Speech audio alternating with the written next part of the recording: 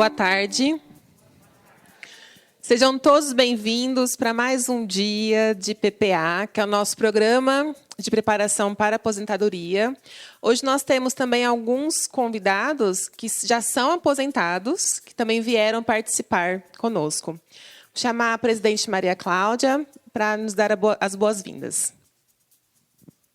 Oi, boa tarde, pessoal. A gente fica super feliz de vocês atenderem o nosso convite, né? Embora a gente saiba que não é fácil sair do trabalho no meio do expediente, mas esse programa é um programa que ele é feito com muita responsabilidade, muito carinho, porque a gente entende que ele realmente é muito importante.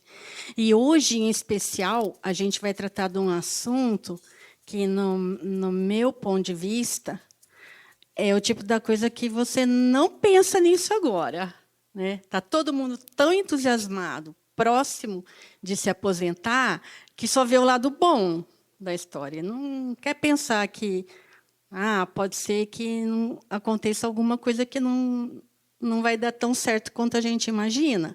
Mas, enfim, e é até legal também que tenham aposentados aqui, que já estão vivendo esse momento, o pós-aposentadoria. Talvez vocês se encontrem, né, no que a gente vai falar aqui hoje, o assunto que vai ser tratado. Enfim, de novo, muito obrigada. Contem sempre com a gente. Essa é a segunda palestra. Nós teremos mais outra, que também eu acho que é bastante significativo, que é falar de educação financeira, né, que também é outro assunto que abala depois da aposentadoria. Enfim, aproveitem o máximo. Doutora Juliana tem muita coisa bacana para colocar para a gente. E vamos ver. Qualquer nova sugestão que vocês tenham para dar, a gente vai estar sempre aberto para receber. Tá bom? Juliana Seidel é psicóloga pela Universidade de Brasília, mestre em Psicologia do Trabalho e Gestão de Pessoas pela Universidade de Coimbra e de Barcelona, doutora em Psicologia Social, do Trabalho e das Organizações pela Universidade de Brasília, com mobilidade na Universidade da Flórida. Desde 2017, é idealizadora e consultora da Longeva, empresa que oferece palestras, cursos, pesquisas e programas de educação para aposentadoria e longevidade, contribuindo com mais de 50 organizações entre públicas e privadas. Obrigada. Muito obrigada. Boa tarde a todas e todos. Nesses programas é muito comum ter mais a presença de mulheres, como temos hoje também, né? Mas que bom que temos representantes também, né, aqui do sexo masculino. Agradecer a presidente que esteve aqui. Obrigada, Caterine, né, Barberini também, todo mundo, pela confiança no meu trabalho. É muito importante que hoje a gente possa ter um momento de troca, né? Que seja um diálogo leve, para que vocês possam refletir sobre esse assunto. Então, vamos lá. Em primeiro lugar, tem muita gente, eu fiz 40 esse ano, né? Mas é muito comum que as pessoas falem, uai, essa menina veio falar de aposentadoria, né? Alguém pensou isso? Levanta, pode ser sincero. Mas quem é a menina veio? Mas imagina eu com 23, gente, tem 17 anos que eu trabalho com esse tema, tá? Queria compartilhar com vocês, então, mais importante que o meu mini currículo, né, que é fruto de uma mulher que teve condição e privilégio de estudar fora do país, então sou muito grata por isso, mas mais importante que isso foi como esse tema me chamou, né? Eu brinco, e a gente vai falar bastante sobre isso hoje, que tem algumas áreas, alguns trabalhos, atividades, que não é a gente que escolhe, né? Parece que é a área que escolhe a gente. Quando a gente vê, a gente já está no meio ali, né? E essa variável, ela existe, ela chama chamado de carreira. Eu sou orientadora de carreira. E essa é a minha missão, né? Ajudar as pessoas a encontrarem uma atividade que elas perdem a noção do tempo quando elas estão realizando essa atividade. E é sobre isso que eu quero que vocês reflitam hoje. Então, só para compartilhar a minha história, eu estava lá em Brasília, né? Eu sou de lá, e formando em psicologia na Universidade de Brasília. E eu sempre gostei mais da área de psicologia do trabalho, gestão de pessoas e tal, mas aí eu falei, não posso formar sem uma experiência clínica. Então, eu fui procurar uma supervisora que ia oferecer psicoterapia em grupo, em grupo porque eu gostava mais de trabalhar com grupo já. E, bom, 5 pessoas, essa é uma margem ilustrativa, não são essas mulheres, mas 5 mulheres se inscreveram, porque, como eu acabei de falar, a maior parte das pessoas que busca autoconhecimento e cuidado com a saúde mental ainda são, infelizmente, as mulheres. Então, até aí, nenhuma novidade, né? Mas foi uma novidade para mim o fato de que todas elas tinham acima de 55 anos, e eu lá com 23. Meu Deus do céu, será que eu vou conseguir ajudar essas mulheres? E, para mim, elas trouxeram temas os quais eu nunca tinha ouvido falar. Por exemplo, síndrome do ninho vazio. O que é? Conhece? Síndrome do ninho vazio. Contem, como é que você chama? A Maria Rosa não sabe o que é. Quem pode explicar para ela? Quando os filhos vão embora de casa e fica aquele vazio no ninho, né?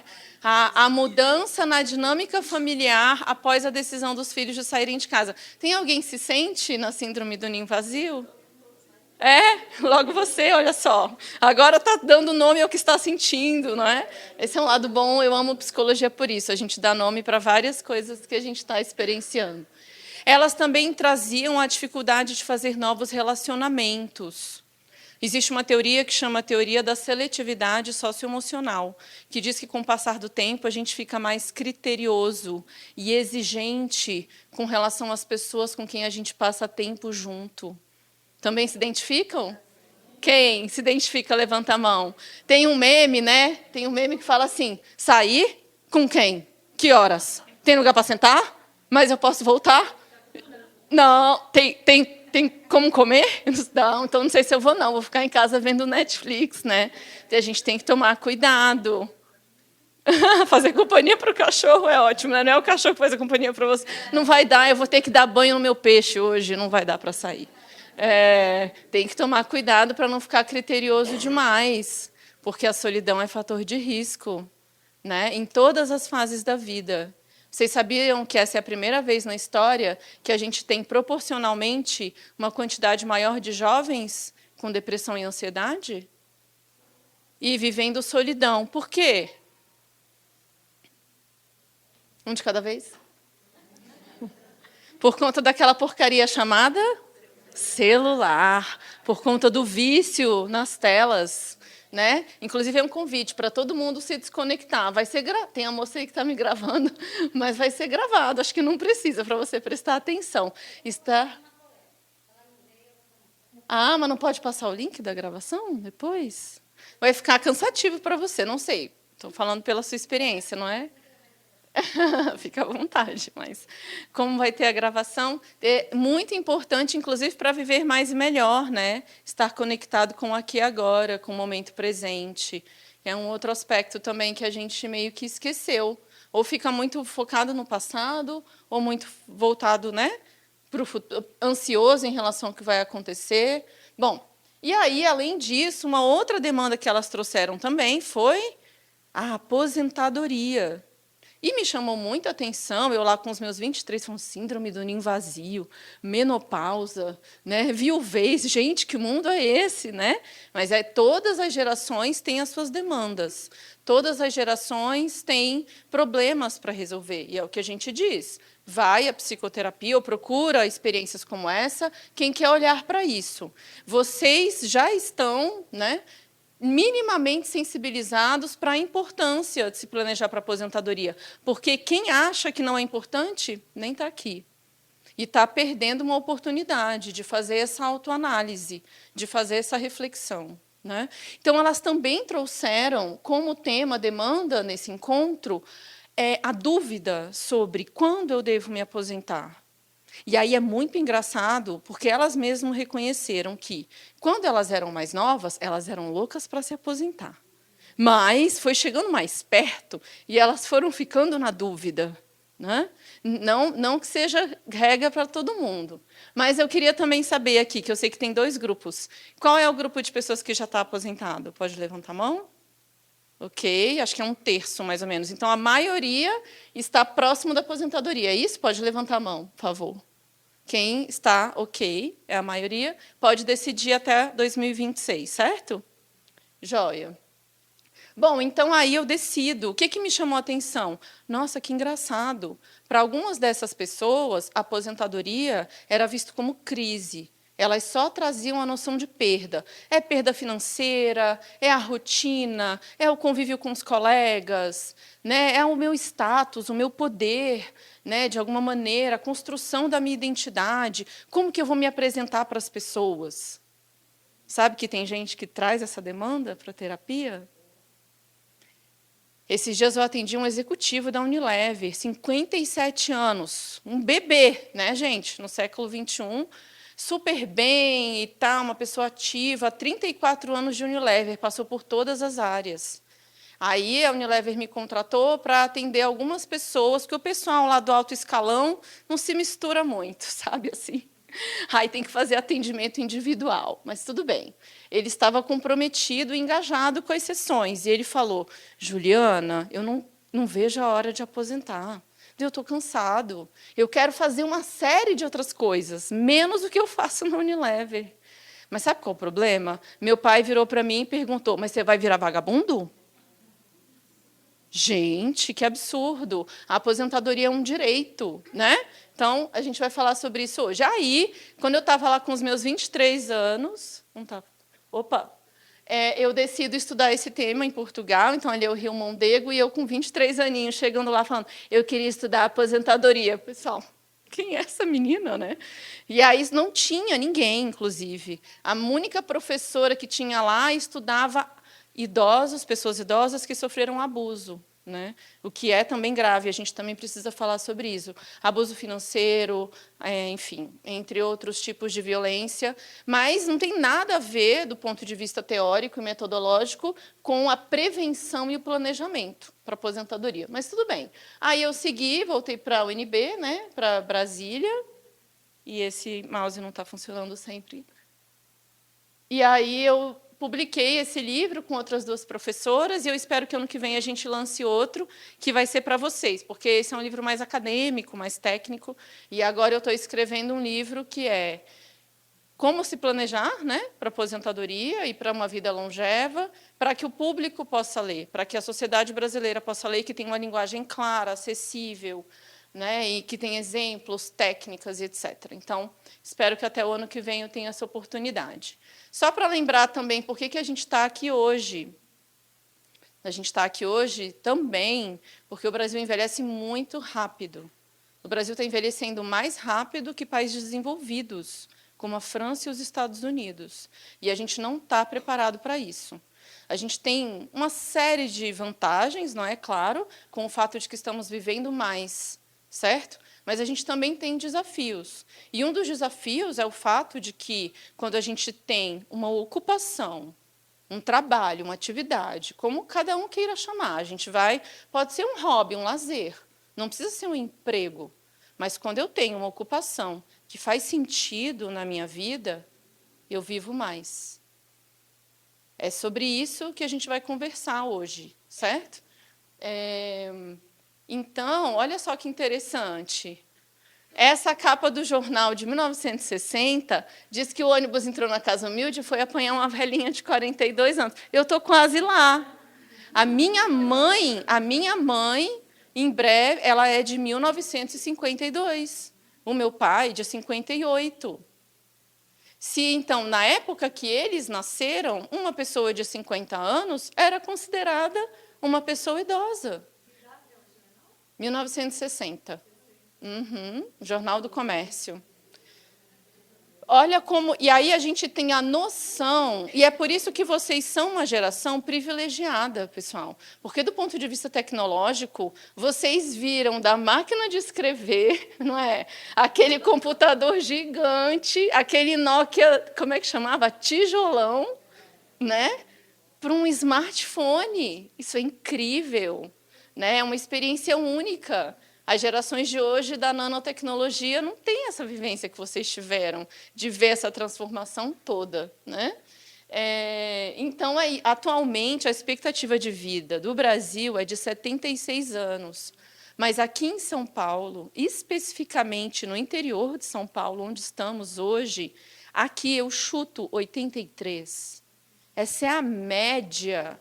É muito provável que a maioria das pessoas que está aqui comigo hoje vai viver até os 90 anos. Vocês são futuros nonagenários, ok? É isso, é dado estatístico, não é, eu estou prometendo, Juliana. Não, mas a gente vai falar hoje sobre como viver com qualidade de vida, né? Porque não adianta nada também. Alguém quer chegar aos 100 anos dependendo de alguém? Não. Alguém quer chegar aos 100 anos dando trabalho para a família? Não, ninguém quer. Eu escuto isso de todos os meus clientes, né? Eles falam, não, eu quero viver mais, mas eu não quero ser um fardo. Eu não quero depender dos outros para levantar do vaso sanitário. Certo? Então, hoje a gente vai descobrir, eu vou contar para vocês, tá? Quais são, né? Lembrando que assim, não é receita de bolo, porque cada um tem a sua maneira de cuidar desses aspectos, mas eu vou trazer os pilares fundamentais, tá? Então, hoje em dia, a aposentadoria, ela não é o término do trabalho, a não ser que a pessoa queira. Se a pessoa tem condições de não trabalhar mais quando alcança os critérios, ou seja, no caso, de não depender do retorno financeiro deste trabalho, maravilha. Né? É o sonho de todo mundo. É por isso que hoje a gente diz aposentadoria é direito, mas está virando privilégio, porque nem todo mundo tem essa possibilidade de vivenciar o que a gente chama de independência financeira. Tá? O que é uma pessoa com autonomia financeira? É uma pessoa que ganha mais do que gasta, então ela não tem dívidas, mantém o padrão e estilo de vida, mas ela participa da população economicamente ativa. Ela trabalha. Qual que é a diferença do autônomo financeiro para o independente financeiro? O independente financeiro já saiu do mercado. Seja porque ele virou um milionário, espero que não tenha sido apostando em bet ou jogo do tigrinho, porque faz muito mal, inclusive, não façam isso, está endividando muita gente, não entrem nessa, né? Ou, enfim, seja porque a pessoa é herdeira, ou ela comprou imóveis e ela vende, ela vive da renda desses imóveis, né, do valor desses aluguéis, ou porque ela se aposentou e o trabalho que ela escolheu, o emprego que ela escolheu, lhe oferece essa possibilidade de manter a independência. Maravilha. Certo? Então, hoje a gente caracteriza a aposentadoria como um direito que prevê a independência financeira e também é um processo de afastamento do indivíduo, não só comportamentalmente, ou seja, o meu corpo, de fato, não é? Se afasta do mercado de trabalho, mas psicologicamente também.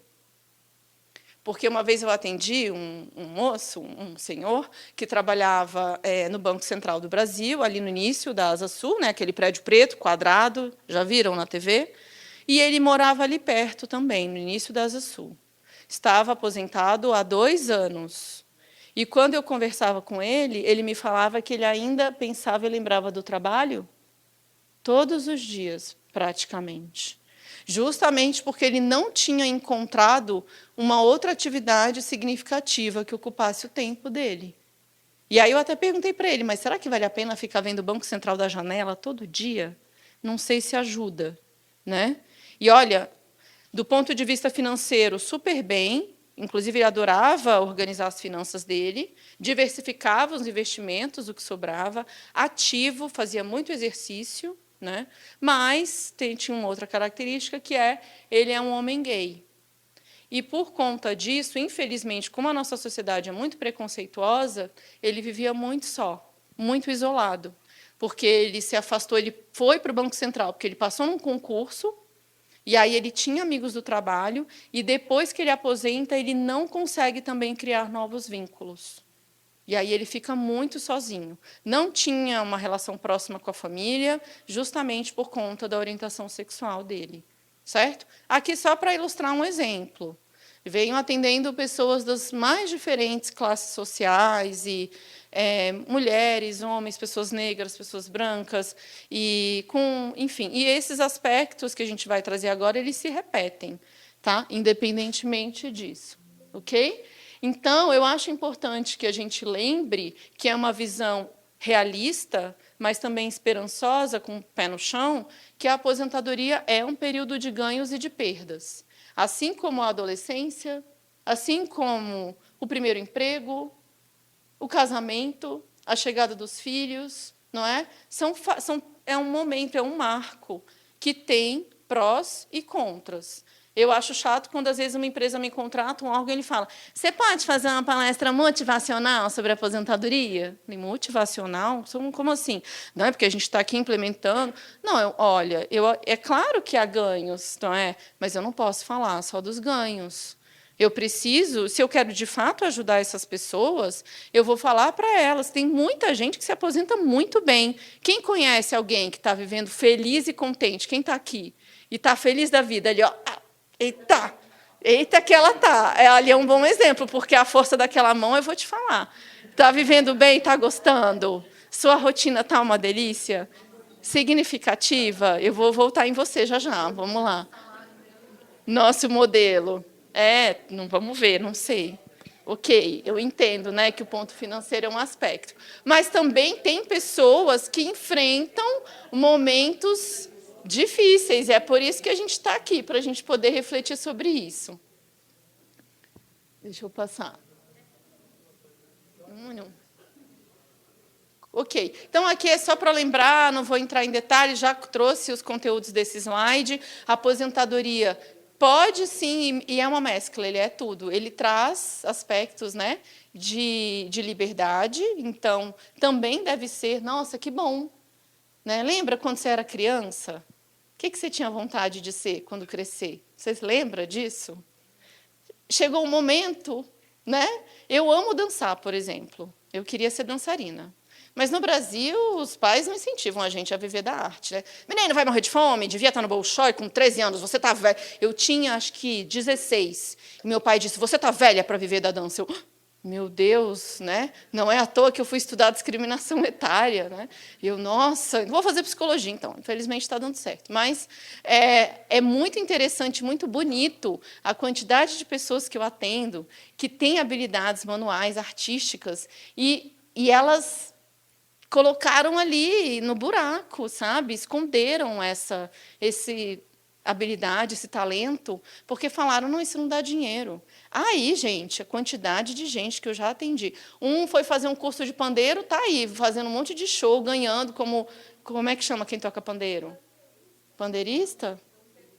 Percussionista, feliz da vida. A outra foi bancária, coitada, aposentou, não gostava do que fazia, e aí depois ela foi fazer curso de design de interiores, hoje está dando aula, renomada, ela nem imaginou, sabe? Quando a gente entra e encontra essa atividade, as coisas fluem, né? Então, é muito bonito de ver. Eu atendi também uma analista judiciária e tal, e aí ela não aguentava mais ver direito, processo, parecer, não sei o quê. E ela tinha um puxadinho na casa dela em que ela fazia cerâmica. E hoje ela vende as peças dela. Ela não quis abrir empresa, não, e tal, ter a própria marca. Mas aí ela revende para outras lojas que vendem esses produtos de cerâmica. Né? Então, é uma habilidade artística, manual, muito bacana. Joia. Então, é importante, nesse momento, que vocês se perguntem, depois dessa palestra, a partir de hoje, né, escreve no papel, faz a sua folha, quais são os ganhos que eu vou ter quando aposentar? O que eu considero? E quais são as perdas que eu vou ter, além da financeira, se de fato haverá? Tá? Que bom que vocês vão ter uma palestra sobre finanças da próxima vez, mas o que eu posso falar sobre isso é, olhem para os números antes de sofrer por antecipação, porque também tem muita gente que nunca fez um orçamento pessoal, nunca colocou os números na planilha, e aí, quando vai ver, muitos clientes meus, quando vão verificar, falam, nossa, até que a minha perda nem é tão grande assim. Eu achei que ela seria maior. Ou, com uma pequena mudança no meu estilo de vida e com cancelamento de coisas que eu contratei, não sei para quê, porque eu não estou nem usufruindo dessas coisas, eu poderia também ter uma vida financeira mais organizada. Tá? A nossa relação com o dinheiro, numa sociedade em que a gente pouco conversa sobre dinheiro, entra muito tabu. Né? Assim, por ser um tabu, as pessoas conversam um pouco sobre isso. Mas eu preciso conversar sobre isso. com o meu parceiro, com a minha parceira, com os meus filhos. Né? A partir do momento que eu faço isso, a vida financeira melhora. Agora, se eu fico, não vou nem olhar, nossa, não quero nem abrir o extrato, não vou nem colocar na ponta do lápis, né? Eu tenho certeza que eu vou ter uma perda. Aí isso é só ansiedade e preocupação. Você está ali no seu imaginário. Eu preciso de uma planilha, caderninho, não sei, aplicativo, cada um tem o seu jeito. Né? Mas é importante colocar na ponta do lápis, de fato, de quanto vai ser a perda e o que eu posso fazer, que estratégias eu tenho para minimizar essa perda, né? Para que eu possa olhar para os ganhos da liberdade da aposentadoria também. Ok? Beleza. Por que a gente está aqui hoje também, lembrando? E que bom que hoje a gente tem os dois grupos, porque aí os grupos podem corroborar essa informação, que é uma informação identificada nos estudos, né, sobre os estágios emocionais. Tá? Tem muita gente que não veio aqui hoje porque pensou assim, não, eu não preciso não planejar para aposentadoria. Sabe por quê? E quando eu aposentar, não quero fazer nada, quero ficar de pernas para o ar, eu vou viajar, vou desfrutar, né? Porque eu não tenho rotina, não tenho chefe, não tenho mais horário, bater ponto. Aqui vocês batem ponto? Pois, então, é a fase chamada lua de mel. The honeymoon phase, em inglês. Alguém aqui se sente em lua de mel, que já aposentou? Eu aposentei faz 10 anos. 10 anos? 10 anos, foi 2015, agora nós estamos em 2025. Uhum. Realmente, isso daí, o melhor é o sentimento da liberdade. Você tem que chegar todo dia de manhã, 8 horas para Salteiro. Você quer ir outro dia, nós somos em Olambra. Você vai... Ai, que delícia, Olambra, tenho vontade de conhecer. Você vai pegar pão, vai fazer coisa, vai cuidar da casa. Outra relação com o tempo, né? Como se chama? João, obrigada. Isso daí realmente é uma boa. É? Você se sente em lua de mel até hoje? Sinto. É? Eu faço natação, faço aquele paredezinho. Maravilha. Quando você aposenta, você fala, pô, eu me sinto inútil, será que eu vou morrer amanhã? Não. Boa. Mas depois que passa esses primeiros meses, você acostuma, aí você não quer mais caminhar, você vai fazer hidro, vai natação. Legal. Muito bom o depoimento do João. Não tem esse sentimento, 8 horas da manhã, e todo mundo pegando no seu pé. Aliás, a liberdade é muito boa. Que bom, João, obrigada. Aqui tem um exemplo engraçado que, no caso dele, o relato dele traz até... ele falou que o momento em que ele ficou assim incomodado, né, com essa falta de rotina foi bem no início, o desencanto foi no início e depois parece que ele entrou em lua de mel e não saiu mais. Eu lembro que no ano passado, em novembro do ano passado, que eu vim aqui fazer essa palestra, teve uma pessoa que levantou a mão e perguntou, tem como ficar para sempre na lua de mel? Eu falei, tem. Tem sim. É isso, né? Talvez a nossa colega que está ali super feliz, que aposentou, também vai vivenciar. Agora, mais uma vez, eu estou aqui hoje porque somos diferentes, não é? Essa é a beleza da diversidade. Então, eu tenho pessoas que ficaram para sempre na lua de mel, desfrutando da aposentadoria, não tiveram dificuldade de adaptação, que é o que a gente diz, né? Tem pessoas que ficaram 6 anos e aí depois começaram a sentir falta de encontrar esse tal do propósito, que é que atividade que agora vai fazer sentido na minha rotina. Tem pessoas que ficaram 6 meses e tem pessoas que não ficaram 6 dias, certo? Então, assim, depende muito de como que a gente vai lidar também com a passagem do tempo, né? A relação com o tempo muda. Pode perguntar. A sensação, João, falando de férias. A gente espera tanto pelas férias. Eu, em julho, acabei fazendo um cronograma para as férias, porque o tempo livre também você acaba se perdendo e não aproveitando como devia. A mesma coisa que a aposentadoria, acredito. Senão fica aquele espaço que você fez sempre um monte de coisa, agora não vai fazer nada. Então, nas férias, eu fiz um cronograma. Vou cuidar da casa e dos bichinhos, vou na academia, vou... Então, muito bom. Que bom. Como você chama? Silvana. E aí você sentiu que aproveitou bem as férias?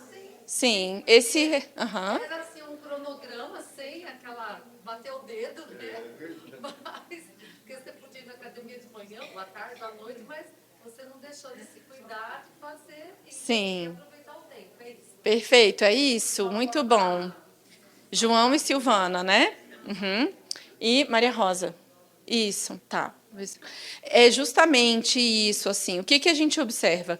Que muitas vezes, e eu trabalho bastante isso nos atendimentos individuais, para algumas pessoas, o emprego, por mais que vocês estão concordando, né, é chato e cansativo esse lance de bater o ponto, mas para algumas pessoas elas sempre tiveram a agenda norteada e organizada pelo trabalho. E ter muito tempo livre, ao invés de trazer a sensação de liberdade, traz essa sensação de desencantamento ou de se sentir inútil, de se sentir perdido, né? E falar assim, eu não estou contribuindo. E é por isso que é bom vocês estarem aqui hoje. Por mais que o projeto de vocês mude, né, que é justamente assim, por mais que a atividade que você vai refletir hoje, do que você quer fazer no seu tempo livre na aposentadoria, quando você tomar a decisão, se altere completamente, só o que os estudos mostram? Só o fato de você estar aqui, refletindo sobre essas possibilidades, de quem eu sou e como quero viver daqui para frente, já te ajuda a se adaptar melhor. E aí, pegando o exemplo da Silvana, que foi muito bom, eu sempre falo para os meus clientes também fazerem isso que ela fez, que é, coloca na agenda todas as atividades, a partir de hoje. Quem usa agenda aqui? Pouca gente, hein? Mas tá. Pode ser em papel, né? Pode ser agenda no Google. Eu uso as duas, porque eu adoro. Então, em papel, eu escrevo as minhas microtarefas, né? Hoje eu tenho, enfim, fazer o check-in para voltar para Brasília, etc. e tal. E no Google Agenda, eu coloco as macrotarefas, né? Então, eu tenho uma palestra na Vale Prev, na quarta tarde, enfim. E aí, o que eu faço? Lembra daquela ideia de que o prato tem que ser colorido, o nosso prato, né? Então, eu brinco que a agenda de uma pessoa longeva também tem que ser colorida. E aí, para o trabalho, eu ponho lilás, que é a cor da minha empresa, né? Tudo que é trabalho está em roxo ou lilás. Tudo que é saúde, eu ponho em verde. Então, quando eu vou, aqui o João vai para a Hidra, eu vou para o Pilates, faço terapia, tenho um exame para fazer, um check-up, verde, né? Então, tem que ter verde, porque tem que ter exercício físico na rotina todo dia, toda semana, não necessariamente todo dia, toda semana. Me corrigir, ok. Quem consegue todo dia, melhor ainda não é meu caso. Lazer, encontro com as amigas, vou num show, né, uma festa, um encontro familiar, eu ponho em rosa, ok? Eu vou estudar, eu estou fazendo 3 cursos nesse momento, mas estou me segurando para terminar. Digamos, para não contratar outro, né, começar outro antes de terminar esses 3, porque eu sou a louca dos livros e dos cursos. Aí eu ponho em amarelo. Ok? Por exemplo, então, escolham suas cores, né? E, a partir de agora, marquem. Uma atividade que a gente faz é imprimir. Pense em imprimir um cronograma, né? Um calendário, de segunda a domingo. E aí você vai escolher uma cor para como você vai ocupar esse tempo livre na aposentadoria. Como seria? Importante pensar. Justamente para que... E aí, mais uma vez, porque eu estou adiantando aqui os pontos, mas é importante pensar que isso existe e eu não sei, quem ainda não aposentou não sabe como vai ser essa situação. Se em algum momento eu vou me sentir perdido, né, vou sentir esse desencantamento ou não. Tá? Vou passar aqui para o próximo. Antes aqui do intervalo, que a gente vai fazer um intervalo daqui a 15 minutos, eu vou explicar... E já falei vários pilares, mas vou reforçar 8 hábitos, né, que eu tentei compilar, mas a gente pode aprofundar e até desmembrar em mais, ok? Mas eu fui lá estudar as zonas azuis. Alguém já ouviu falar nas zonas azuis? 2 pessoas. Só? Que bom, então estou trazendo conteúdo novo para vocês. Então, existe um documentário na Netflix que chama... Qual o segredo de viver até os 100 anos? Não é. Como viver até os 100 anos, os segredos das zonas azuis. Tá? Eu acho chato fazer propaganda de uma série que você tem que pagar para fazer, mas eu vou indicar também vários filmes que estão gratuitos no YouTube. Tá bom? Um deles, inclusive, para eu não esquecer, é o Além do Aposento.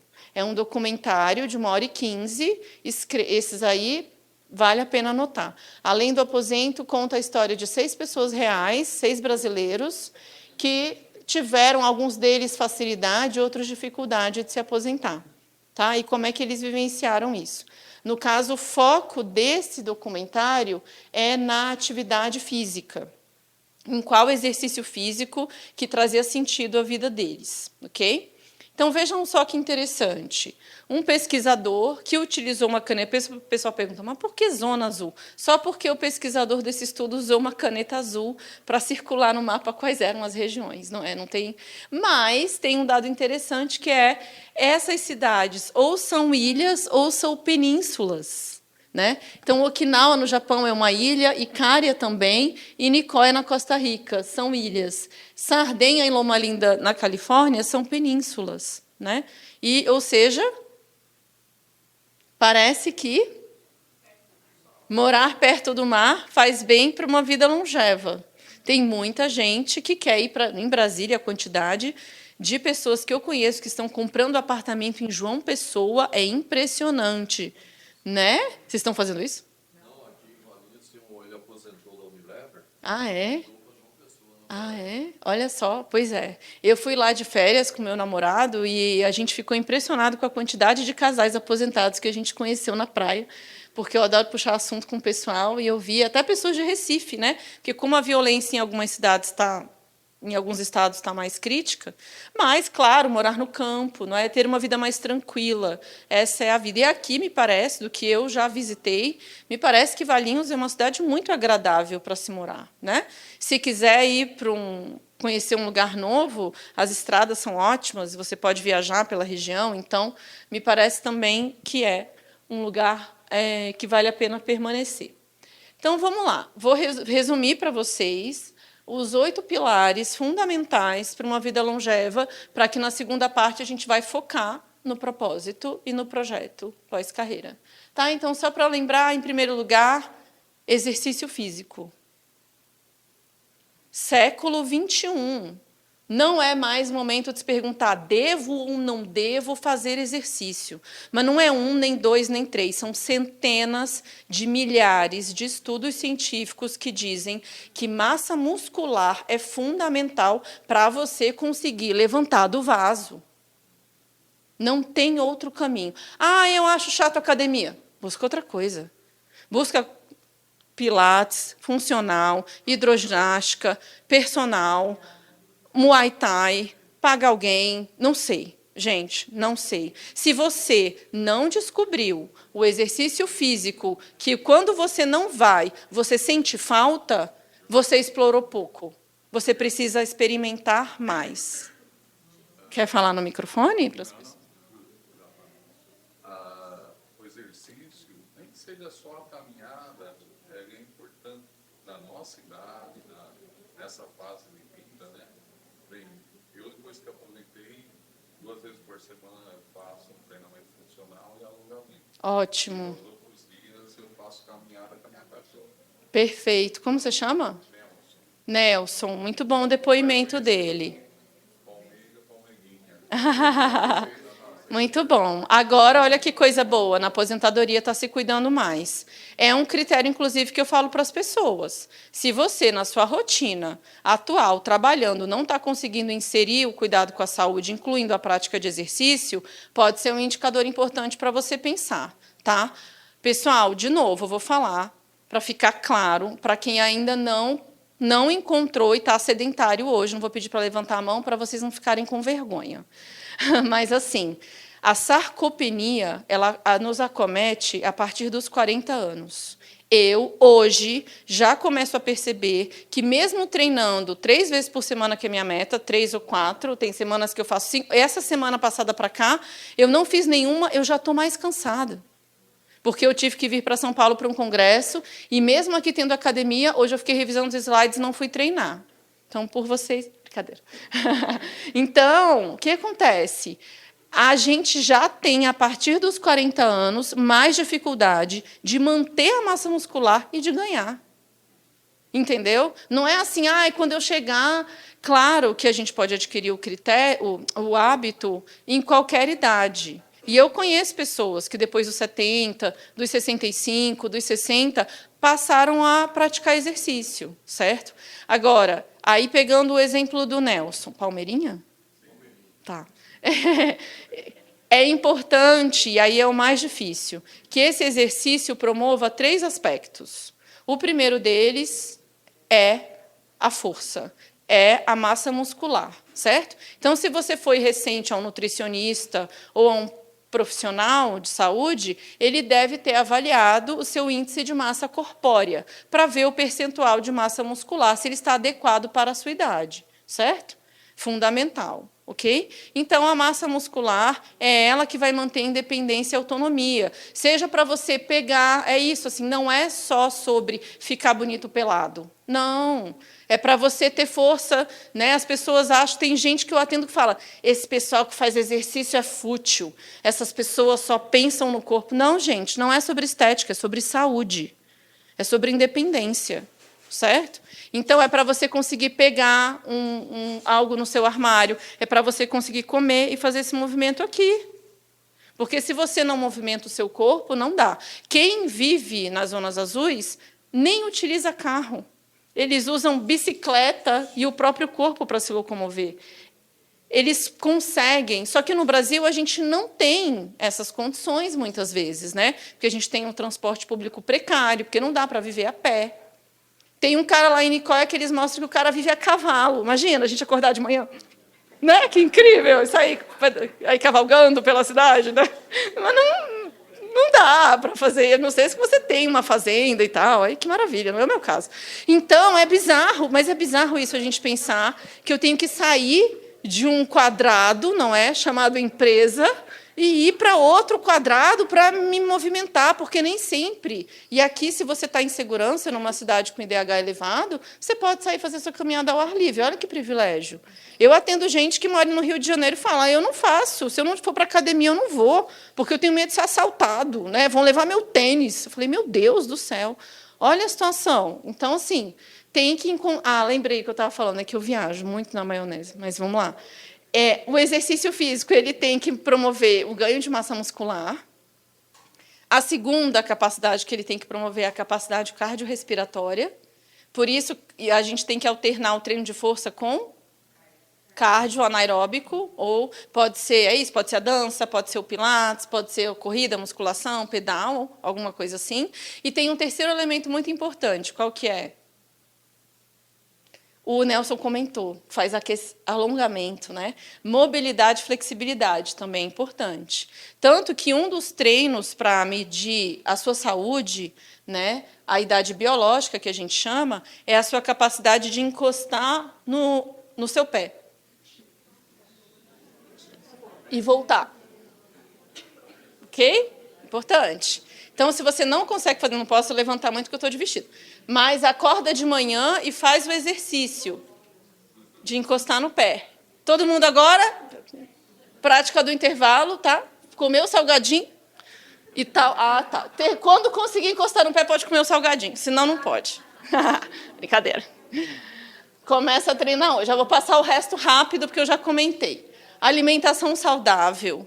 Prato equilibrado, né? Aqui nem dá para entrar, gente, porque hoje em dia tem gente que é intolerante à lactose, tem gente que é intolerante a glúten, né? Tem vegetariano, tem vegano, tem 1001 possibilidades de se alimentar, tá? Mas eu vou deixar só uma dica, que inclusive eu aprendi lá com o pessoal das Zonas Azuis, que é não se empanturrar, evitar o não sei nem como é que fala isso.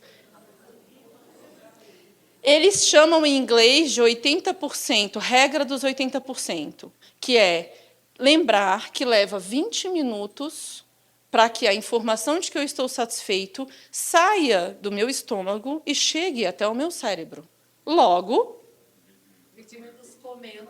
é importante que eu não coma em menos que 20 minutos, porque senão há chance de que eu esteja comendo mais do que eu preciso, não é? E aí, mais uma vez, atenção plena, mindfulness. Você come olhando no celular, come correndo, come vendo televisão. Não, come devagar, mastiga devagar. Tem especialista dizendo para fazer 32. Já ouviram falar nessa? Não, 32 é difícil, fica uma maçaroca. Você já nem sente mais o gosto da comida. Mas comer devagar, tá? Então, aqui a regra é simples: comer colorido e comer devagar. Vou passar para os outros rapidinho, porque eu já falei, né? Família e amigos próximos, comentei. Solidão é fator de risco na velhice. Aqui dá uma outra palestra, muito conteúdo a respeito, mas é importante para que vocês reflitam. E agora a aposentadoria é momento disso, né? Sabe que tem muita gente que adia a aposentadoria porque está infeliz no casamento? Muita. Olha, tem gente concordando comigo. Por quê? Porque é socialmente mais aceito falar: ainda não decidi financeiramente, eu estou avaliando. Mas na terapia, a pessoa fala: não, sabe o que é? É porque assim, a gente já briga de noite. Imagina de manhã, de tarde, de noite. O que eu pretendo fazer com o meu parceiro ou parceira na aposentadoria? Vocês têm planos em comum? Né? A gente respeita a nossa individualidade, então a gente tem hobby e lazer que a gente faz separado, que bom, importante, dá uma saudadinha, né? Não precisa ficar grudado, tipo, irmão siamês, não. Então, a gente tem os nossos tempos separados, mas a gente também tem os nossos tempos juntos. E também atendo muitas mulheres que, infelizmente, é o heteropessimismo, estamos nessa fase, não é? Que são heterossexuais, ou seja, ainda gostam de homens, infelizmente. Enfim, brincadeira. E eu sou uma dessas. E elas estão desencantadas, não é com a aposentadoria, é com a possibilidade de viver a dois, né? Então, elas estão traumatizadas com as relações que elas enfrentaram. Não que os homens também não existam essas pessoas, mas é isso, assim, estão revisitando as suas relações amorosas. E algumas vezes falam: eu desisti disso, eu não quero mais, né? Mas tem que avaliar. Tem que avaliar se é só, de fato, o medo de se frustrar de novo, de não dar certo, né? Ou se é, de fato, algo que você não estou bem sem um relacionamento, cultivo com os amigos, com a família e está tudo certo. Certo? Então, é muito comum, quando eu converso, falo: entra no aplicativo. Aí ela não quer. Aí eu fico insistindo. Eu acho que a gente tem que variar as maneiras de conhecer as pessoas, né?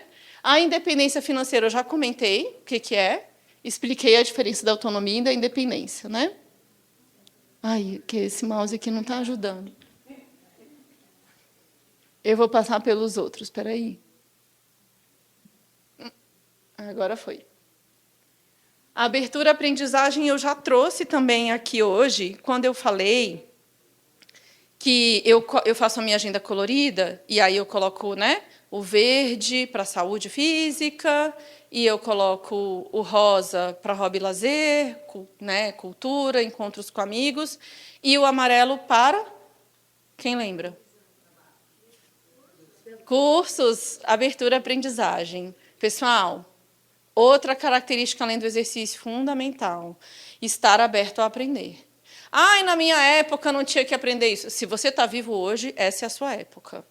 E mais, e aqui eu falo bem seriamente, porque tem muita gente que fala assim: eu não estou me sentindo reconhecido e valorizado no trabalho e tal, não quero aposentar dessa forma. Tá, mas o que você também tem feito para contribuir com o seu trabalho? É importante que você se desligue, se despeça como um servidor que deixou a sua marca, que deixou o seu legado.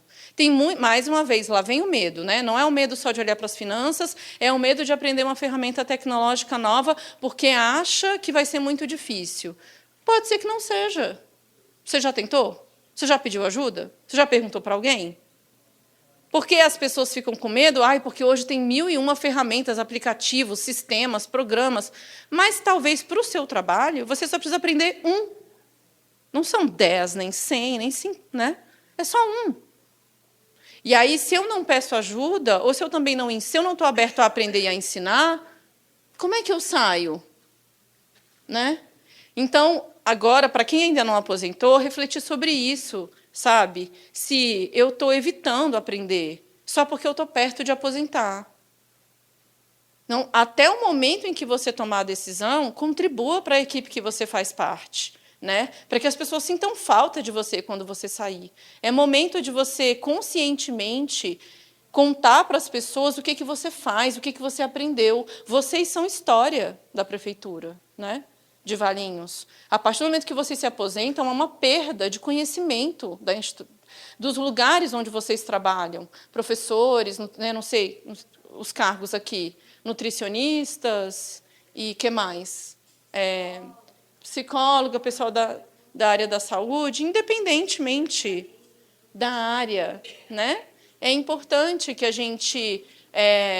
eu faço o trabalho, claro, com a área de gestão de pessoas, no sentido de vamos, sim, valorizar as pessoas mais velhas, os trabalhadores, vamos incluir, é um processo. Mas o trabalhador também tem a parte dele. Tá? E, para terminar aqui essa coluna, veja que a pessoa está regando o próprio cérebro, né? Esse é um tema que está super em alta hoje, que é como eu evito o acometimento de demência, porque cresceram muitos casos de Parkinson e Alzheimer. Então, quem tem também predisposição genética à demência, ficar atento, né? Aprender coisas novas. Aprender o quê? Hoje vocês vão refletir sobre isso. Aprender sobre algo que você gosta de preferência, para que você tenha volição, motivação para aprender. Não é... Eu tenho que aprender o que eu não quero no trabalho? Tenho. Infelizmente, é emprego. Não tem como. Mas agora é momento de você refletir. Na aposentadoria, eu posso aprender sobre o que eu quiser. Mas o que eu quero aprender? Né? Quais são as atividades, os temas que me interessam, de fato? E tem gente que não sabe ainda dar essa resposta. Então, hoje a gente vai começar a refletir sobre isso. E as outras 3, que eu vou passar rapidinho aqui, porque a gente vai para o intervalo, porque tem tudo a ver, as 3, tem uma a ver com a outra. Tá? Desfrutar, hobby e lazer. Porque, como eu falei, pode ser que muitos de vocês, então, vão viver na aposentadoria, cuidando da saúde física, e desfrutando hobby e lazer. Não necessariamente vão ter que descobrir um propósito. Então, vou explicar isso. Porque está na moto, todo mundo tem que ter um propósito. Não, não é verdade. Não é verdade. Mas ela veio falar de propósito e veio dizer que eu não preciso? Nem todo mundo. Mas há gente que precise. Eu preciso. Eu sei que eu preciso. Esse é o ponto. Eu quero deixar o meu legado, eu quero que as pessoas lembrem de mim. Nossa, 5 anos atrás eu conheci uma menina de 40 anos que me falou, eu já estou lembrando da época que eu tinha 23, né? E tal, e ela me falou um negócio que eu nunca esqueci. Se eu colocar minha cabeça no travesseiro hoje e eu tiver deixado uma mensagem que te fez refletir a respeito da sua vida, eu ganhei meu dia. Essa é a minha missão. Eu estou vivendo o meu propósito, mas eu sei que é raro. Né? A gente vai falar sobre isso depois do intervalo. E o outro ponto é a visão positiva do envelhecer. Tem um estudo incrível que foi feito que ele diz assim: pense numa pessoa idosa, tá? Aqui não tem ninguém. Brincadeira, porque a gente brinca que o Brasil ele é tão idadista e etarista que o velho é sempre o outro, nunca sou eu. Você pergunta para uma pessoa de 20 anos, quantos anos tem uma pessoa velha? Ela fala, tem uns 40 para cima. Aí você pergunta para de 40, ela fala, tem uns 60 para cima. Aí você pergunta para de 60, ela fala, tem uns 80 para cima. Eu não sou velho não, né? Velho é o outro, né? Mas, bem, no estudo eu lá perguntava assim, para as pessoas falarem 5 palavras, as 5 primeiras palavras que vêm à cabeça quando você pensa numa pessoa idosa. Fecha os olhos e pensa. Quais são as 5 primeiras palavras ou imagens que vêm à minha cabeça quando eu penso numa pessoa idosa? O estudo revelou que aquelas pessoas que, entre as 5 palavras, a maior parte delas, 4 ou 5, eram positivas, se cuidavam mais, viviam mais e melhor.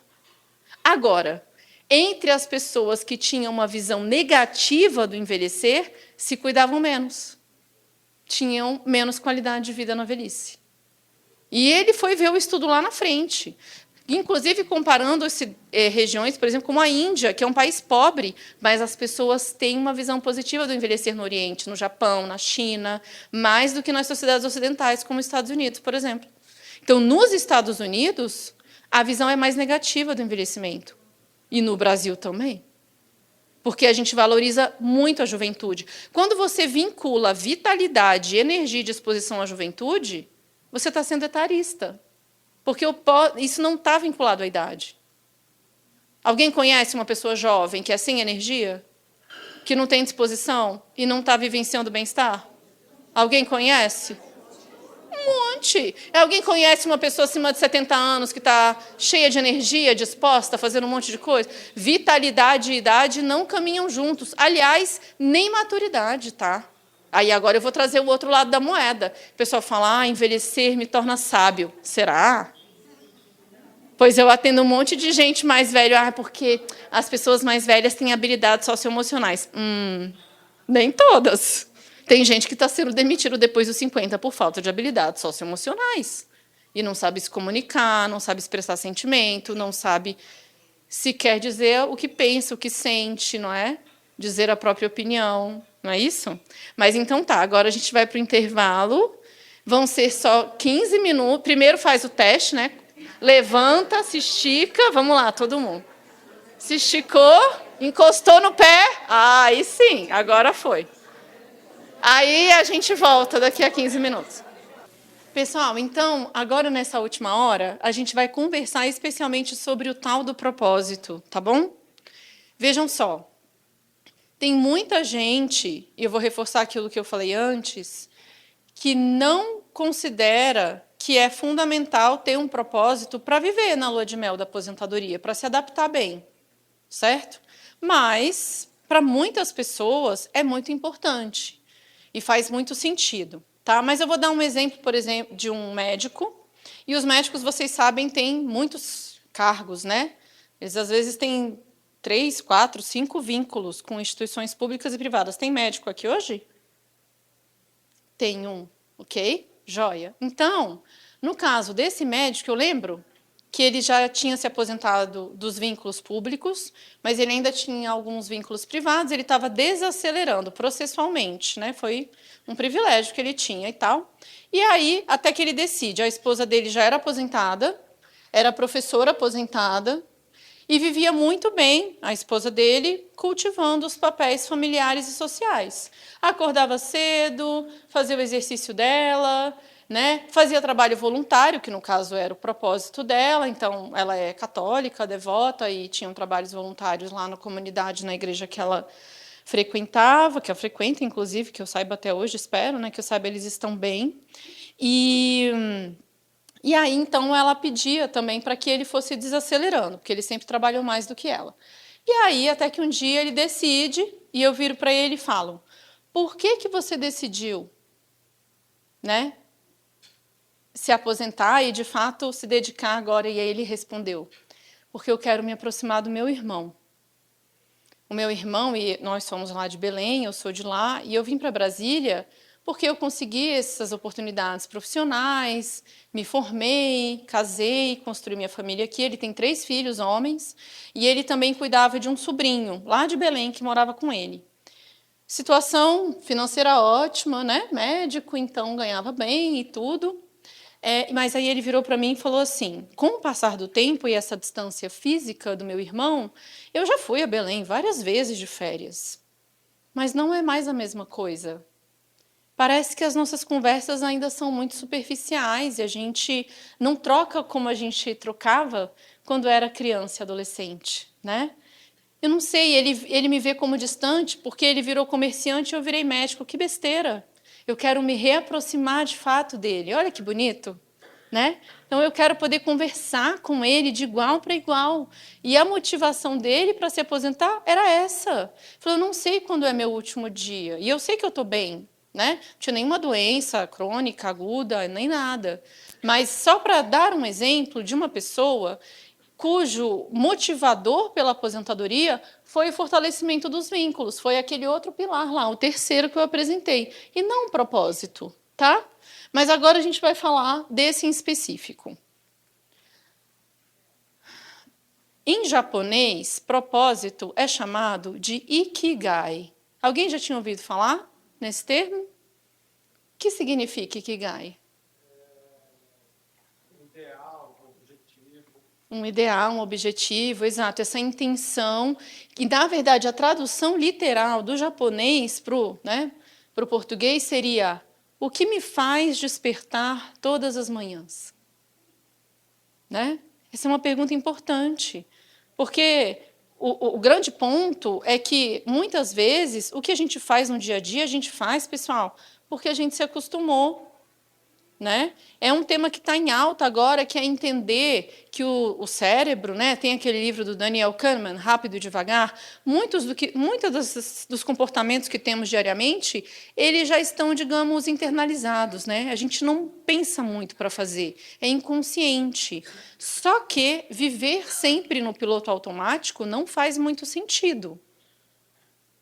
Então, aí você pensa, nossa, o que me faz despertar todas as manhãs hoje? Mas não sei, as obrigações, eu acordo, aí eu tenho que, né, tenho que tomar banho, tenho que comer, tenho que cuidar das pessoas que coloquei no mundo, né, tenho que trabalhar.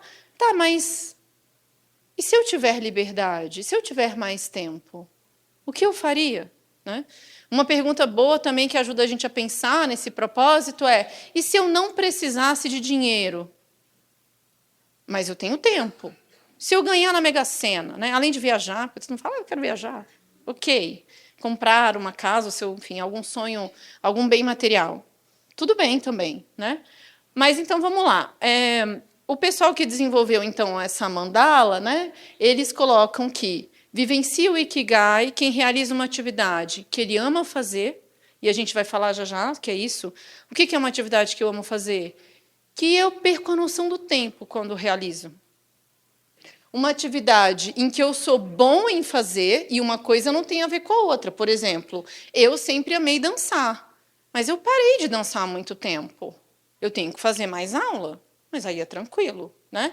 Como é que eu me torno bom em fazer?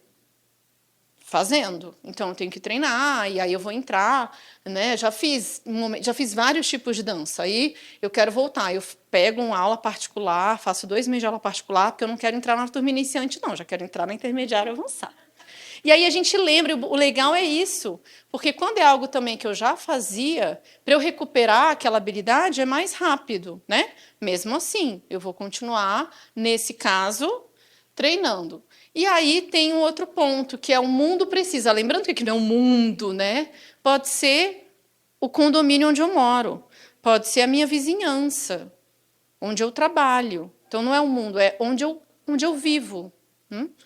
E, além disso, aí é o perfeito, né? Sou pago para fazer. Certo? Então, o Ikigai seria essa atividade, né? E eu posso citar a minha como exemplo, que foi lá com 23 anos, naquele grupo que eu atendi, que eu falei, eu acho que o Brasil está envelhecendo rápido. Eu acho que vai ter gente que vai ter dificuldade, como essas mulheres estão aqui me trazendo, de tomar decisão para aposentadoria. Eu amo estar entre pessoas. Então, eu vou estudar muito para isso. E vou me aperfeiçoar nisso. Eu acho que o Brasil vai precisar. E está precisando, porque eu estou tendo agora que treinar minha assertividade e falar, não posso pegar esse trabalho. Inclusive, muita gente que eu atendo, sabia, quer desenvolver uma atividade, um Ikigai, voltado para alguma demanda fruto do rápido envelhecimento populacional brasileiro. Já atendi turismóloga que quer abrir agência de viagem para pessoas 50 a mais. Já atendi nutricionista que quer ser especialista para pessoas idosas, por exemplo. Certo? Então, reflitam aí com vocês nesse momento. É uma pergunta importante. Né? O trabalho que eu desenvolvo hoje na ValePrev, para quem ainda não aposentou, reflete o meu Ikigai? Eu perco a noção do tempo quando faço? Né? Pode ser que sim, pode ser que não, e está tudo bem. Muitos de vocês escolheram um emprego, um trabalho, pelo sustento financeiro, para pagar as contas. Muitas pessoas. Né? Eu sou orientadora de carreira, tem gente que fala para mim, não sabia nem que existia esse serviço, que cresceu com os coaches. Né? E hoje existem também, não é pré-requisito ser psicólogo para ser orientador de carreira, mas muitos psicólogos estão atuando nesse sentido. Tá?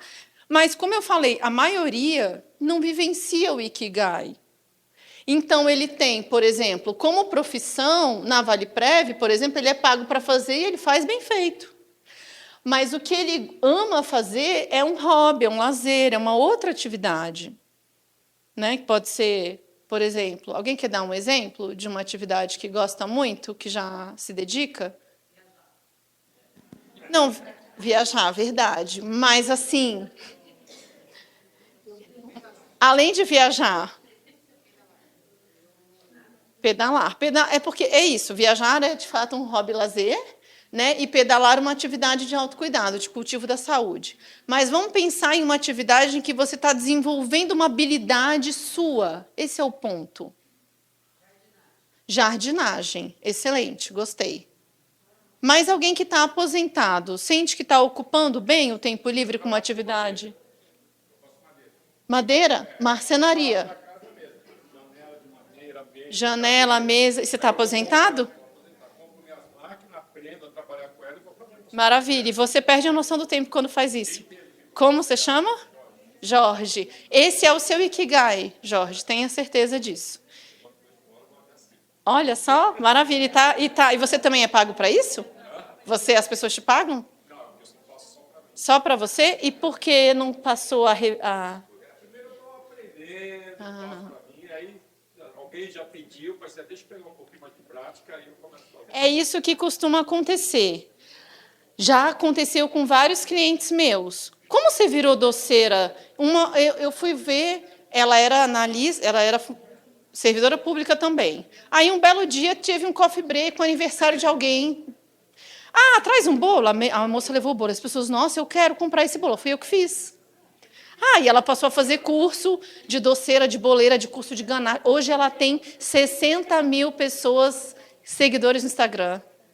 Gravou curso de ganache na Hotmart. Tá vivendo. Aí às vezes ela virava para mim e falava assim: Juliana, eu achava que eu não ia ser feliz com isso, que eu não ia viver disso, porque tem tanta gente fazendo bolo no mundo, só que a sua maneira de fazer aquele bolo é só você que vai criar. E pode ser que seja inovador na embalagem, pode ser que seja inovador na maneira de vender, né? Então, nunca pense, já tem alguém fazendo isso não é novo. Gente, pensa na Uber. Antes de existir a Uber, né? A gente pensava que a gente precisava de uma forma de se locomover, transportar, que fosse segura, em que eu posso compartilhar com a minha mãe aqui em Valinhos, quando eu vou até Viracopos, e ela está lá de Brasília vendo, minha filha chegou no aeroporto agora, porque eu compartilhei o link. Agora não tem mais água e balinha, né? Mas a gente, nossa, que coisa boa entrar num carro com ar-condicionado, enfim, que eu posso pedir de qualquer lugar, não tem que ir ao ponto de táxi, né? Aí eu fiquei brincando, assim, eu entendo que também tem muita gente que prefere o táxi, usa o táxi, nada contra os taxistas, mas quando os taxistas estavam reclamando, eu falei, pois na época que vocês chegaram, a galera, os anteriores, né, o pessoal que andava de carroça, não sei, também reclamou, né? Faz parte, é evolução. Então, muitas vezes, a gente tem uma ideia e a gente não... Qual que é a diferença entre criatividade e inovação? A criatividade está no campo das ideias. Quando eu aplico, se transforma em inovação. Essa é a diferença. Só que se eu não testo, se eu não experimento, eu não vou conseguir inovar. Não dá para ficar no campo das ideias. E essa é uma informação muito importante para quem vira e fala assim, eu não sei o que eu amo fazer.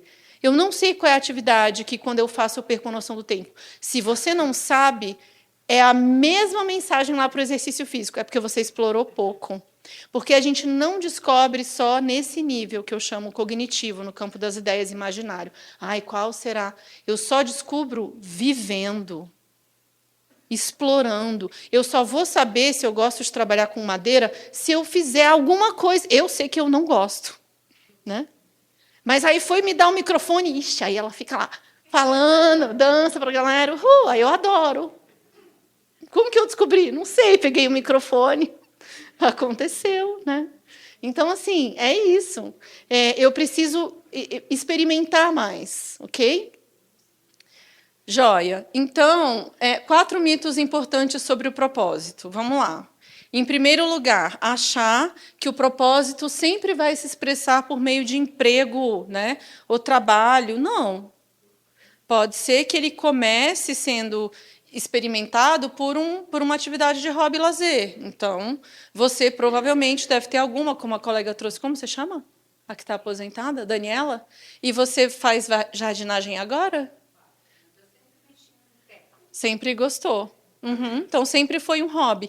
Quem sabe agora, assim como o Jorge, né, a Daniela e o Jorge, podem transformar algo que elas vão falar assim, mas eu vou ganhar com... você pode ser parceira de uma floricultura, né? Você pode oferecer...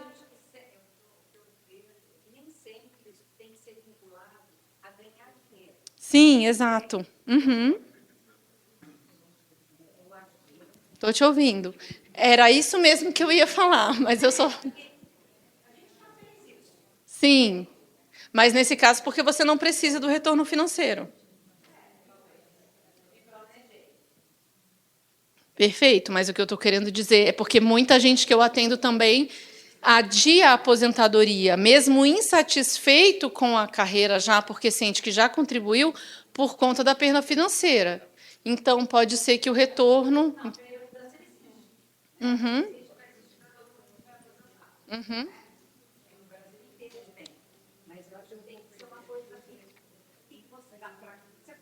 Exato. Verdade. Perfeito, excelente exemplo. Lembrar disso.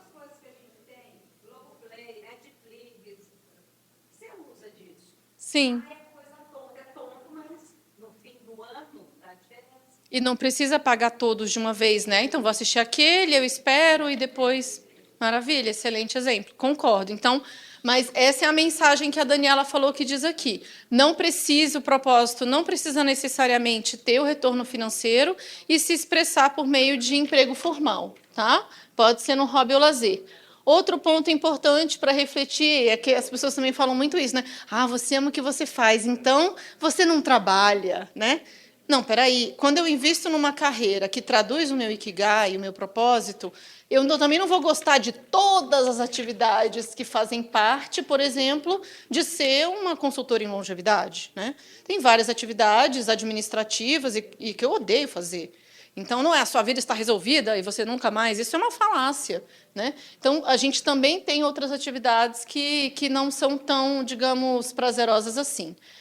Outra fundamental, por isso que vocês também estão aqui, é pensar que o propósito vai ser o mesmo. Isso eu falo bastante para os jovens, né? O pessoal fala, eu tenho que encontrar minha graduação, o que eu vou fazer ao longo de toda a vida. Atualmente, a carreira, ela muda. Tem pessoas trabalhando com uma área, depois mudam para outra. Está cada vez mais, digamos, dinâmica, né? Deixa eu te dar o microfone aqui para o... Desculpa, você levou um susto. Não. Tudo isso que você está falando veio assim, tudo lá atrás, né? Meu pai e minha mãe falavam que a gente tinha que ser feliz no que fazia, mesmo a gente sendo pessoa humilde, tendo que saber que teria que ter o ganho, né? Mas, pelo menos, ao longo aí de tudo, pelo menos a gente sabe na vida que a gente não tem o dom e também não tem habilidade. Acho que isso também já é um grande ganho. Então, não vou perder tempo. Tipo assim, uma época eu tinha uma coluna social. E na Folha de Valinhos, aqui do irmão do Carlinhos. Aí, quando eles falavam, Silvana, você pode explorar a página e vender anúncio. Eu ia, conhecia até todo mundo na cidade, mas na hora de cobrar, eu não tinha vergonha. Então, eu falava assim, pode me dar 10 matérias para escrever, mas não me põe para vender. Aí, para receber, eu chegava nos lugares, e alguns lugares falavam, você veio receber, né? Então, quer dizer, eu acho que é por aí, Juliana, até hoje, eu também continuo já fazendo todas essas perguntas, o que eu vou poder desenvolver para o meu propósito, para o meu bem-estar e também pelo meu ganha-pão, dentro dos dons e habilidades que eu tenho também, porque não vai adiantar voltar lá atrás, querer vender anúncio, pela necessidade, tudo que não vai adiantar, não é? É mais ou menos isso. Mesmo na velhice. Exato. Sim, então, é importante essa mensagem da Silvana, porque tem gente que eu não sei o que eu gosto, mas eu sei o que eu não gosto. Ou não sou bom justamente porque... né? Agora, o seu exemplo também me fez lembrar de uma outra situação muito comum, especialmente para quem está desenvolvendo habilidades manuais ou artísticas, que é quando a pessoa ela quer empreender. No caso, por exemplo, a Daniela falou, não, amo dar jardinagem, mas eu não preciso desse retorno financeiro. Tá ótimo, maravilha.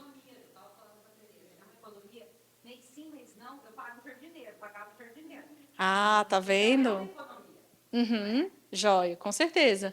Mas tem muita gente que vira e fala para mim, a moça da cerâmica, por exemplo, eu amo fazer a peça da cerâmica, tá ali e tal, né? Organizar o espaço, comprar argila e fazer a peça, e minhas peças são lindas. Aí eu lembrei do seu exemplo. Falou, mas eu não sei vender. Eu queria também ter o retorno financeiro, como o próprio Guy, né, pressupõe, de alguma maneira, ser pago para isso, mas eu não tenho as competências empreendedoras. Aí você pode procurar o orientador de carreira. Porque se você quiser, né, dá para fazer. O Jorge pode vender as peças dele. Você também, se quiser ter o retorno financeiro disso, pode. Ah, mas agora eu quero desfrutar aprendendo isso. Maravilha. Também é um momento, é uma fase. E aí eu acho incrível, quem ainda não aposentou está aqui agora, porque é esse o momento de você descobrir. Qual é a atividade que eu adoro fazer? Então, a gente já tem a colega que vive da dança e ama dançar, vai continuar, né? Se depois ela vai ter alguma outra carreira vinculada à dança, é uma escolha dela. Mas o importante é que ela saiba quais são. Então, vocês estão aqui justamente para começar a refletir sobre isso. E aí, um outro mito muito comum é achar que o propósito, né? Juliana, eu vou abrir uma empresa para reduzir os níveis de CO2 no planeta. Não, calma. Calma. Respira. Pode ser que o seu propósito seja justamente, eu quero aprender a mexer com... me dá aí um exemplo de alguém que está aqui e está lembrando do seu. Edição de vídeo, maravilha. Você trabalha com isso hoje? É, que joia, que bom, tá vendo? E aí, a mesma coisa, o pessoal fala, pode ser, a sociedade acha que edição de vídeo ou rede social é algo de gente só jovem. Não, tem gente de qualquer idade que adora, né? Trabalhar com isso. Eu também adoro. E não é minha área, mas é uma área que eu penso, por exemplo. Eu muitas vezes crio os posts. O que você faz no seu tempo livre? Eu falo, crio conteúdo para a Longeva. Mas isso é trabalho. Não. Mas, para mim, não. Eu adoro, pego o final de semana e fico lá. Que vídeo que eu vou gravar no Instagram hoje? Eu acho legal. Para que você consiga pensar... Como é que eu descubro? Eu já expliquei, né? Qual é a atividade que... Como é que eu descubro a atividade que eu gosto? Na psicologia positiva, a gente chama que é aquela atividade que você entra em flow, ou em português, estado de fluxo. E aí e a fala da Silvana também bate. Veja, essa atividade ela não pode ser algo que eu domino. Se eu domino muito, muito pouco, né, e acho muito desafiadora, eu vou sentir ansiedade. Então, pensa só, por exemplo, escrever é uma habilidade que eu estou desenvolvendo. Ainda me gera ansiedade, né? Porque eu acho desafiadora e eu ainda tenho que desenvolver. Eu tenho uma autoestima baixa em relação à escrita. A fala, não, mas a escrita, sim. Eu sou muito perfeccionista, acho que não está bom, aí eu procrastino essa atividade. A gente já tem vários estudos mostrando que a procrastinação ela não é uma dificuldade de manejo do tempo. A pessoa não se organizou, não colocou na agenda. A gente procrastina aquelas atividades que estão ali. Entre a preocupação, a apatia e a ansiedade. Ou a gente acha ela chata, tem que fazer, sei lá, pagar a conta do departamento de trânsito, multa, né? Não sei. Resolver algumas pessoas não gostam de atividades administrativas, contábeis, outras adoram. Não é mesmo? Então, quando a gente não quer entrar em contato com uma atividade que ou gera sentimentos negativos, tédio, apatia, preocupação, ansiedade, a gente procrastina essas. Conseguem pensar em alguma? Pois é. Agora, quando eu faço uma atividade e aí, quanto mais eu desenvolvo a minha habilidade, né? E ela, de alguma maneira, me ensina, eu estou aprendendo coisas novas, aí eu fico focado e feliz. Né? Aqui, se eu tenho ainda habilidades medianas, eu fico um pouco em alerta, né? Que é talvez o estágio ali de quem está começando, se desenvolvendo. Aqui também, né? Tem o desafio mediano, eu estou ali no controle, fico mais confiante. E quando eu tenho muitas habilidades, mas ela é pouco desafiadora, aí é um estágio até de relaxamento, né? Porque eu não preciso de muita habilidade para expressá-la. Faz sentido? Então, vale a pena a gente pensar assim, nossa, é por isso, então, que eu estou procrastinando tanto aquele tipo de tarefa. Porque ou eu não aprendi a fazer, ou eu acho um saco fazer, acho chato. Certo? Então, reflitam. No próprio caso, aqui só voltando para a noção da independência financeira, eu falo isso para os meus clientes também. Tem gente que odeia planilha, não gosta de número. Então, ele não é que ele não faz o orçamento familiar e mensal e põe as contas na ponta do lápis. Não é porque ele não sabe que é importante. Ele sabe que é importante, mas ele não gosta.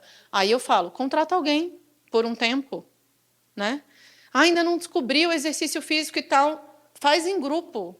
Pede para que a rede, né, de alguma maneira, você coloca como assim, pede para alguém te segurar na mão e te ajudar no início, até você encontrar e engatar. Porque não tem, para algumas atividades não tem outro caminho. Né? A gente teria que pedir ajuda mesmo. Tá? Eu vou passar um videozinho agora, e aí depois eu vou explicar por que eu estou passando esse vídeo. Será que a gente precisa ficar doente para mudar de vida?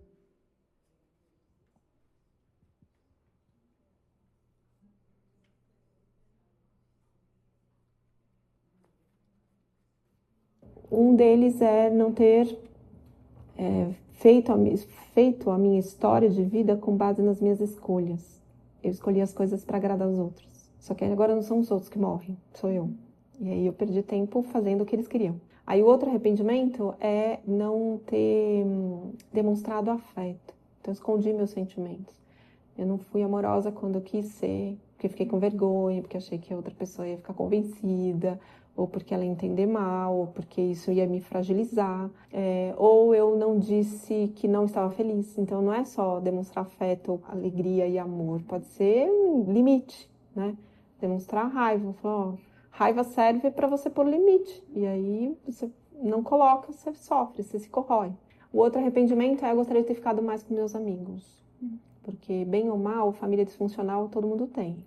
E aí as suas escolhas de amizade, elas são mais compatíveis com a tua história, com o teu sentimento. E aí você não valoriza isso, não vive isso, no final fica difícil você dar conta de ver seus amigos te vendo com pena. O outro arrependimento era não ter trabalhado tanto. Porque a gente tem a ilusão de que você desliga a vida enquanto você trabalha. Então, você só volta a viver depois das 6 da tarde, no fim de semana no happy hour, depois nas férias e na aposentadoria. Só que não, a vida não desliga. Você está o tempo inteiro vivendo. Ah, eu quero minha vida de volta. Saiba, sua vida nunca foi embora. É essa que você tem agora. E o último arrependimento é eu gostaria de ter me feito mais feliz. Penso que é o resumo de todos os outros, né? Pois, esse vídeo aqui viralizou, né? A Ana Cláudia Quintana Arantes, ela é uma referência. E, nossa, aí você pensa assim, Juliana está falando de finitude, mas ela diz para ver a aposentadoria com vitalidade, né? Liberdade, novos momentos.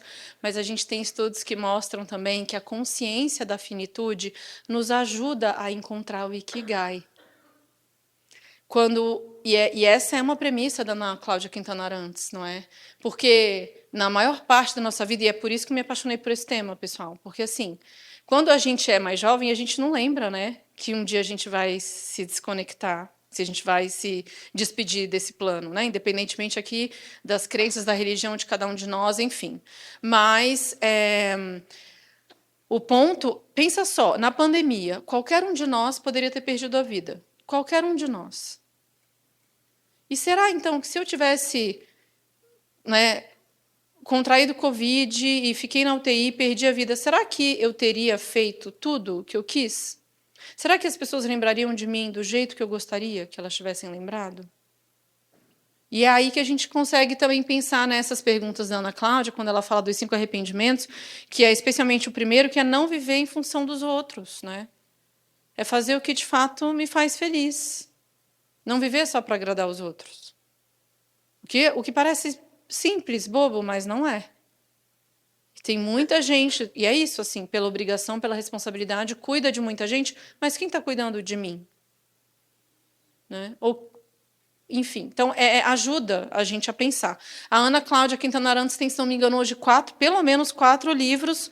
O mais conhecido, A Morte é um Dia que Vale a Pena Viver. E ela fala sobre isso. A gente lembrar que a gente não sabe quando vai ser o último dia, por mais que eu cuide de todos aqueles pilares. Se eu trouxe os 8 pilares hoje, é porque eu sei, né, é isso, eu não estou trazendo receita de bolo, é aquele exercício específico, é aquele tipo de curso. Não, eu sei que é abertura à aprendizagem. que é o movimento, o corpo em movimento. Como eu vou vivenciar esses pilares? Só você pode responder. Qual é o seu Ikigai? Só você. Ninguém pode responder por você. Ninguém.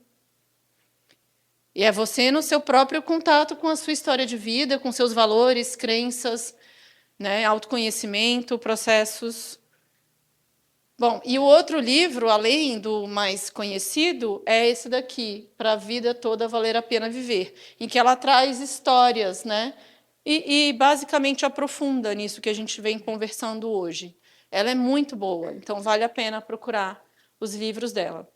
Agora, nessa última meia hora que temos juntos, eu vou explicar um pouco como se manifestam alguns tipos de interesse. E eu quero que vocês reflitam sobre se você se identifica ou não com aquele interesse, não é?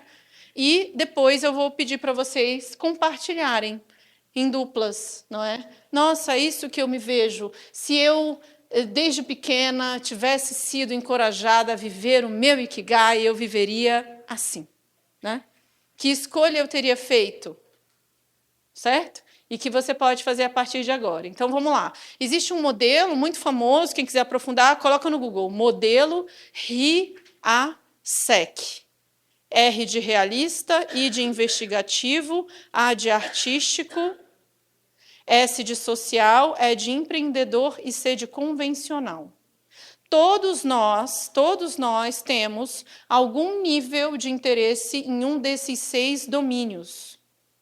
Por isso que a gente não chama hoje teste vocacional mais. Por quê? Porque ninguém tem uma vocação só. Eu também teria sido muito feliz como socióloga, por exemplo. Eu fiquei na dúvida entre a psicologia e a sociologia há muito tempo. Ou trabalhando com edição de vídeo, talvez, marketing, produção de conteúdo. Ou nutrição também, porque eu adoro ficar lá vendo a composição dos alimentos. A gente tem vários interesses, né? Então, eu vou explicar cada um, tá? Vamos lá, o realista me lembra o Jorge, né, Jorge? Quem gosta do realista, e a Daniela também. E olha só, mas marcenaria com jardinagem é trabalhar com as mãos. Quem gosta de colocar a mão na massa, pode ser a própria massa mesmo, a culinária, também entra. Tá? É o nosso domínio mais, digamos, complexo, mas são aquelas pessoas que perdem a noção do tempo fazendo uma atividade prática. Então, a noção de realista não é que a pessoa é realista pé no chão, é porque aqui a tradução do inglês para português fica meio... Mas é realistic no sentido de eu tenho uma geladeira para consertar, aí eu vou lá e conserto. Né? Eu tenho algo para fazer e eu vou resolver. São atividades práticas, manuais, mecânica, e também entram pessoas que adoram estar ao ar livre. Então, os atletas também têm domínio realista elevado. Quando eu atendo uma pessoa que é servidor público e tem o domínio realista elevado, porque, regra geral, no serviço público, você não trabalha muito quase, né? A não ser quem está, talvez, na cozinha de alguma prefeitura e tal, trabalhando... Mas aí eu uma vez atendi um ciclista que era engenheiro e ficava a maior parte do tempo num escritório fechado, mas ele tinha um domínio realista muito alto. E ele falou, eu acordo 6 horas da manhã, pedalo 20 km todo dia, tomo banho e vou para o escritório. Ah, tá, entendi. Então, é por isso que ele não enlouquece dentro de um escritório. Então, são pessoas que gostam de utilizar as mãos, o próprio corpo para trabalhar, preferem atividades práticas, né? Então, trabalham com ferramentas, maquinário, pode ser a natureza. Veja, que pode entrar o veterinário, pode entrar o floricultor, um atleta, um mecânico. É engraçado, mais uma vez, assim, pensar, o mecânico ele não ganha bem no Brasil, né? Mas eu atendi já filho de gente rica no Brasil que foi abrir uma loja de mecânica e ele gosta de estar lá embaixo do carro, lá.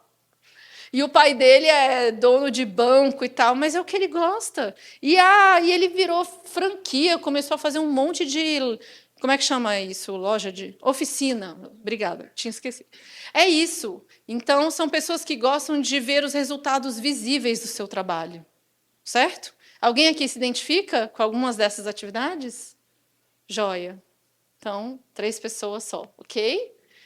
Ah, e aí eu coloquei a história do Juarez. Mas eu vou contar os domínios primeiro, dependendo, eu mostro o vídeo depois. Porque aqui era um exemplo desse senhor, né? Eu vou compartilhar depois o link do documentário, que ele se realizou com um projeto de hortas com outras pessoas. Daniela vai se inspirar.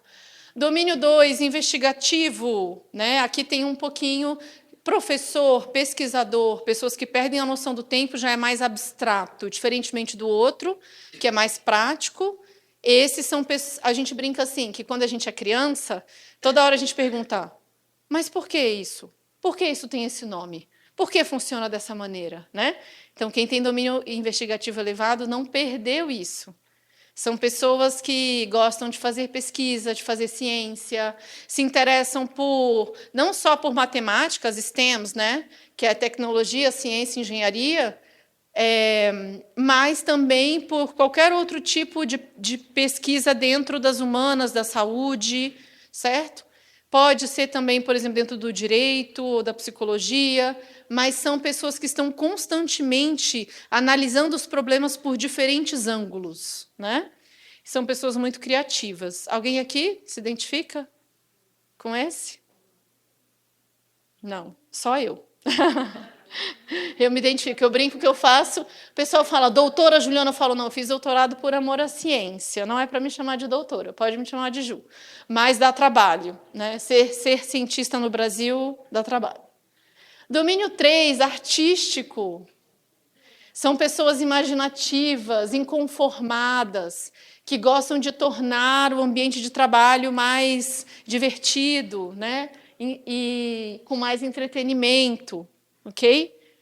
Os interesses podem se manifestar, claro, no interesse pela arte propriamente dita. Tem gente que gosta mais de literatura, né? Ou de artesanato, ou de cinema, de teatro. Certo? Ah, mas eu não sei se eu gosto. Mas talvez você tenha que explorar mais. Tem que experimentar mais.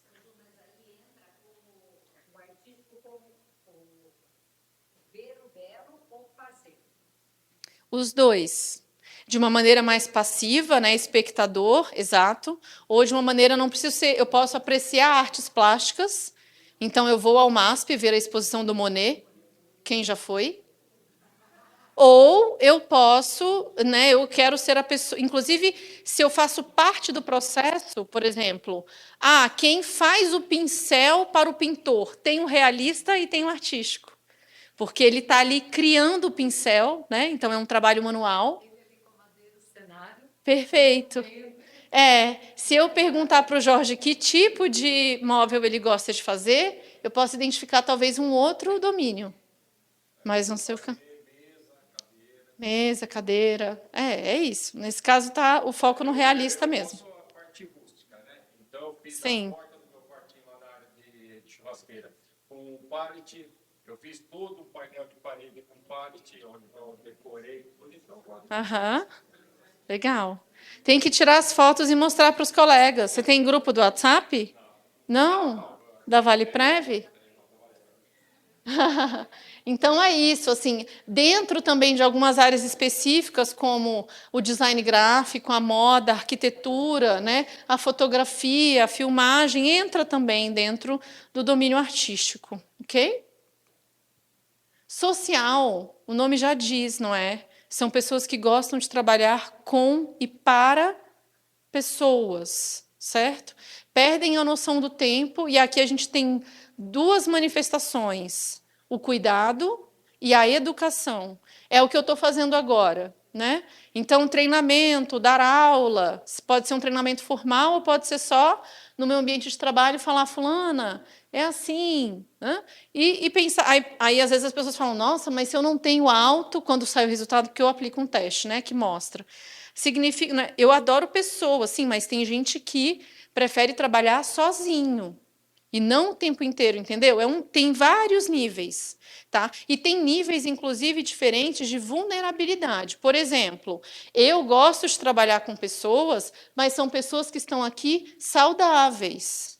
Eu estou no âmbito da prevenção, estou com pessoas que estão bem, eu espero, né? Claro que pode ser um outro, espero que ninguém esteja se sentindo doente, mas se tiver, não é nada grave, tá? Mas quanto mais alta a nota para o social, mais essa pessoa se interessa por cuidar, por exemplo, com crianças em estágio terminal com câncer.